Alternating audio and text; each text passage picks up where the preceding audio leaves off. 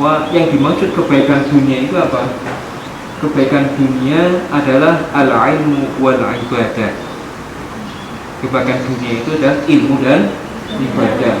Nah, kepentingnya ilmu apa sih? Pentingnya ilmu.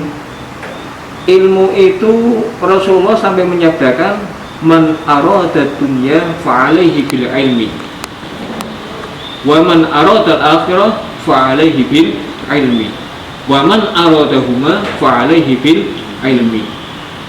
Barang siapa yang menginginkan dunia maka harus dengan ilmu, dan barang siapa yang menginginkan akhirat maka dengan ilmu, dan barang siapa yang menginginkan keduanya, dunia dan akhirat berhasil, maka juga dengan ilmu.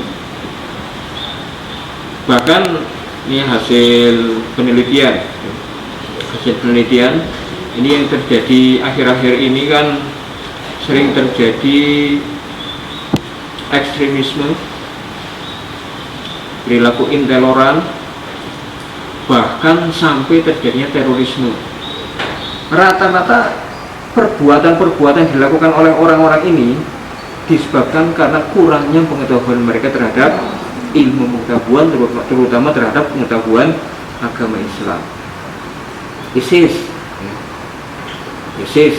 tapi yang dimaksud ISIS ini, ISIS banyak selewengannya ya. ISIS itu ada yang menyelewengkan itu solehah, idaman suami ada. Cita-citanya rehan ini. ISIS, tapi yang dimaksud bukan ini. ISIS yang berkembang di tengah masyarakat dunia adalah mereka yang menginginkan berdirinya negara Islam, ya, terutama di Irak dan Suriah. Mereka kenapa melakukan itu? Ini faktor utamanya, ya banyak faktornya. Ada faktor ekonomi, dan yang paling besar adalah karena terlalu minimalnya pengetahuan mereka terhadap agama Islam. Mereka tidak paham jihad itu apa, jihad yang sebenarnya itu apa. Ya, dan Rasul sudah mengatakan, "Roja'na minal jihadil asghar ilal jihadil akbar." Kita kembali dari jihad kecil menuju jihad besar. Sahabat bertanya, "Wa ma jihadul akbar ya Rasulullah?" Jihad akbar itu apa ya Rasulullah?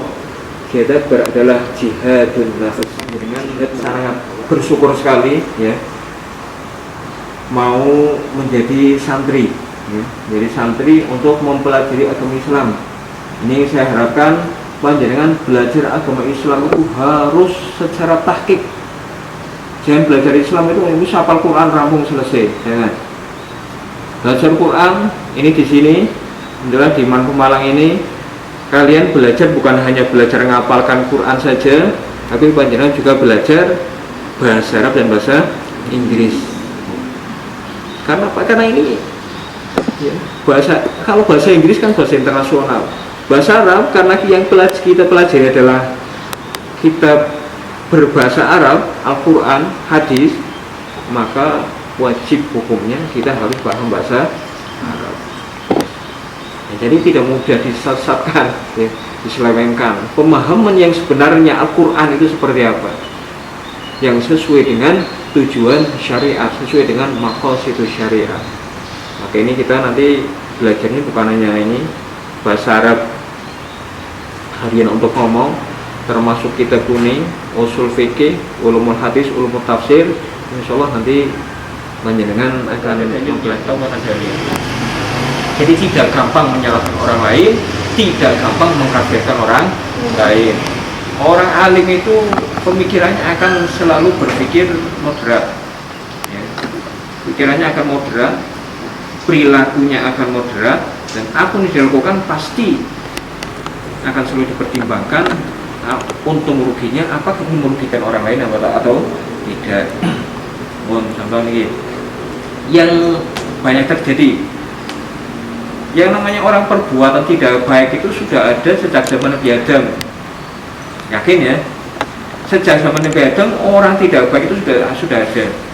Zaman Rasulullah, zaman keemasan Islam, orang tidak baik pun banyak.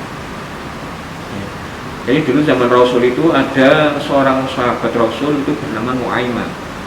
Wah, dia dibenci oleh para sahabat yang lain. Kenapa? Karena dia itu senang pengajian Rasul itu selalu datang, ya. jamaahnya rajin, tapi telernya juga tidak pernah berhenti. Hampir tiap hari dia selalu teler. Sampai sahabat yang lain itu jengkel, ya. La'natullah alaih, la'natullah alaih, dilaknat oleh sahabat yang lain.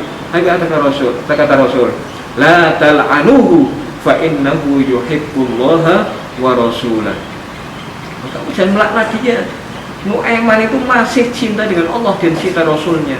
Buktinya apa? Masih mau ngaji, masih mau sholat 5 waktu.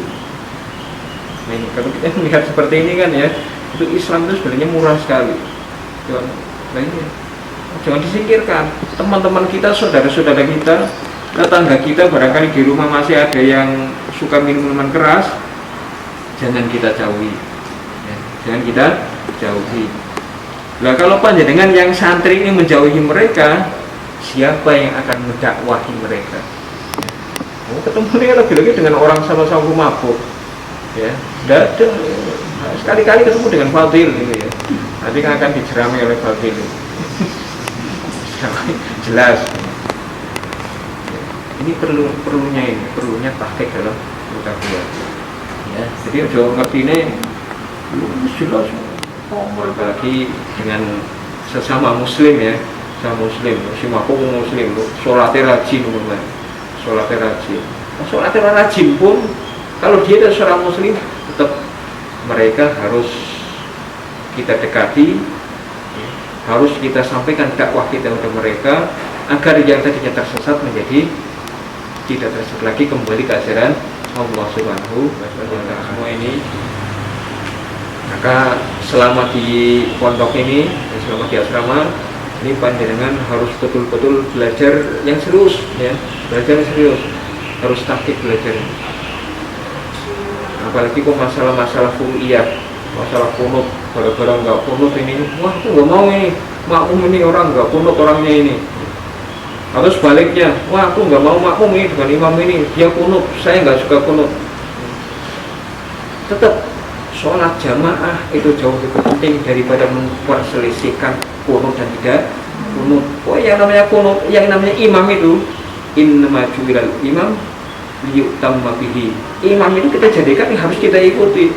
Yang tidak suka kunut, imamnya kunut, harus ikut amin, harus ikut kunut. Yang biasa kunut, imamnya tidak kunut, maka orang kalau kunut dewe, ya, imamnya langsung sujud, Allahumma. Secara masyhur, mayoritas ulama menyepakati bahwa Rasulullah melaksanakan Isra Mi'raj sampai ke langit ke-7 bertemu Nabi Musa, Nabi Ibrahim, dan mendapatkan wahyu salat 5 waktu. Dan dalam kitab Mustadrak Imam Hakim ini mengatakan Rasulullah bersabda, aku telah melihat Tuhanku secara nyata. Aku melihat Allah, bertemu dengan Allah. Bahkan didawi sholat 5 waktu itu, ini tadi 50 waktu menjadi 5 waktu, itu juga langsung berhadapan dengan Allah Subhanahu wa Ta'ala.